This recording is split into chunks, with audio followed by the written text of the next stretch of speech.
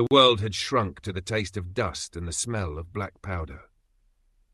1886. The Montana Territory was a raw, open wound on the map of the West, a place where the relentless wind seemed determined to scour away not just the topsoil, but the very distinction between progress and destruction.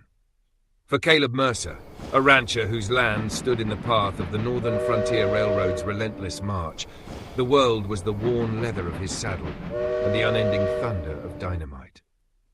The fight for the Bitter Creek Valley had been a slow-motion meat grinder, a brutal acre-by-acre struggle that had eroded the souls of the men who fought it.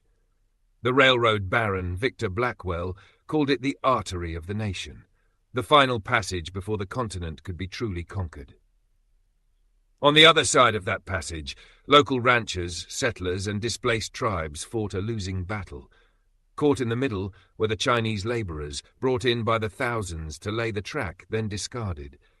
They were ghosts in their own lives, hated by the white settlers and exploited by their employers. Wei Long, the unforgiving leader of the local Tong, had ordered his people to resist, to vanish into the hills, to fight to the last. There was no surrender in their vocabulary. That was the catechism Caleb had learned by heart. So when he and his men stumbled upon a hidden encampment in the abandoned copper mine north of his property, they expected only two outcomes: a final desperate fight with hatchets and improvised weapons, or the grim silence of mass suicide, a horror whispered about in the bunkhouses. What they found instead was a handful of terrified, half-starved Chinese men and a small group of women. Among them was a young woman named Mei Lin. She couldn't have been more than 19. Her face was a mask of stoic resolve. You need to understand but your her hands, place. clenched into tiny fists at her side, betrayed a terror so profound it was almost silent. The stories told in the camps had been clear. The American ranchers were white devils, brutal men, monsters.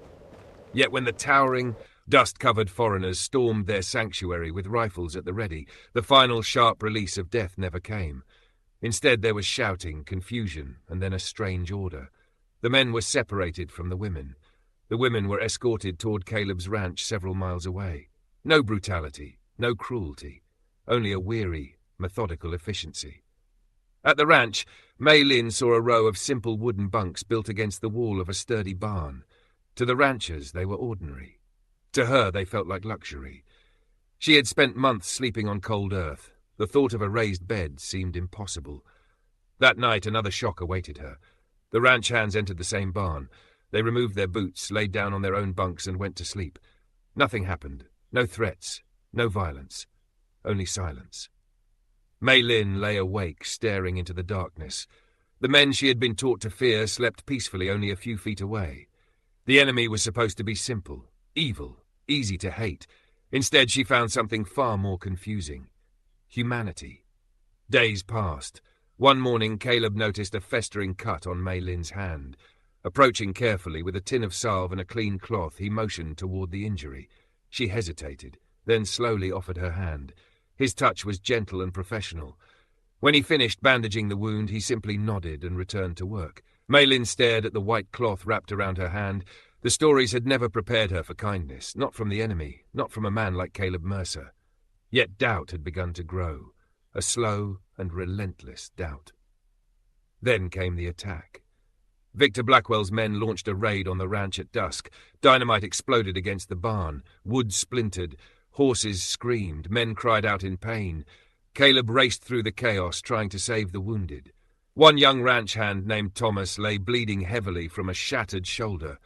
"Pressure on that wound," Caleb shouted. But nobody could reach him. Everyone else was wounded, panicked, or fighting back. Mei Lin saw the blood, saw the fear, saw Caleb desperately trying to save everyone, and she made a choice, ignoring the warnings, ignoring the hatred, ignoring everything she had ever been taught. She rushed forward and pressed her hands against the wound. The hot blood covered her arms, but the bleeding slowed. Thomas lived. When the battle ended, Caleb stared in disbelief. The quiet prisoner had saved one of his men. The lines between enemy and ally disappeared. There was only life and death and one impossible act of mercy. In the days that followed, Mei Lin helped care for the wounded. Yet among her own people she became an outcast. They called her a traitor. She had saved a white rancher, She had crossed a line that could never be uncrossed. Later, a railroad agent named Edward Grayson arrived seeking information about Wei Long's resistance fighters. He demanded answers. Locations. Names. Strongholds. Mei Lin refused to betray her people, but she revealed something else. A planned ambush against a settler wagon train. Old men and boys were being sent to die. The warning prevented a massacre. Lives were spared, American lives, Chinese lives, human lives. When Caleb asked why she had done it, Mei Lin simply looked at the bandage still wrapped around her hand. The fighters chose their path, she said softly. The others did not. No more ghosts, no more. Soon afterward, a federal wagon arrived. Mei Lin and the other women were taken away. As the wagon prepared to leave, she looked toward Caleb. He raised a hand in farewell. She bowed her head, then the canvas flap closed, and she was gone. The war for Bitter Creek Valley continued for another year. Victor Blackwell eventually fell from power. Wei Long's resistance collapsed. The railroad moved forward. Life carried on. But Caleb Mercer never forgot the young woman who had stood between two worlds and chosen compassion over hatred. She had not won the war. She had not changed history, but she had preserved something far more valuable, humanity. And in the silence that followed the last gunshot, that was the only victory that truly mattered. If you enjoyed this story, don't forget to like, share, and subscribe to US Wild West Love Story for more unforgettable tales of courage, sacrifice, and frontier romance from the American West. Horse is steady, but my mind is racing at that iron snake across the plains.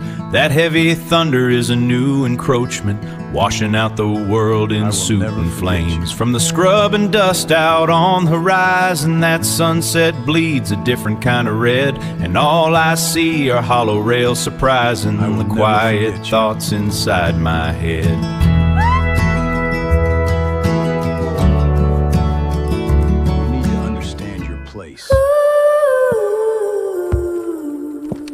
These timber walls breathe kerosene and dust, a fragile light for all your fragile trust.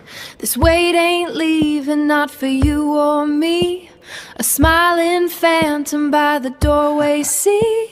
No horizon's gonna set you free from the shadow on the threshold. On the threshold.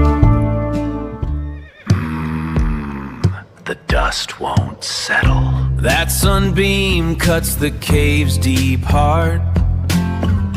Just another waiting game to start. Got the weight of all this rocky ground, listening for a hope that can't be found. We hold our peace in this stone wound.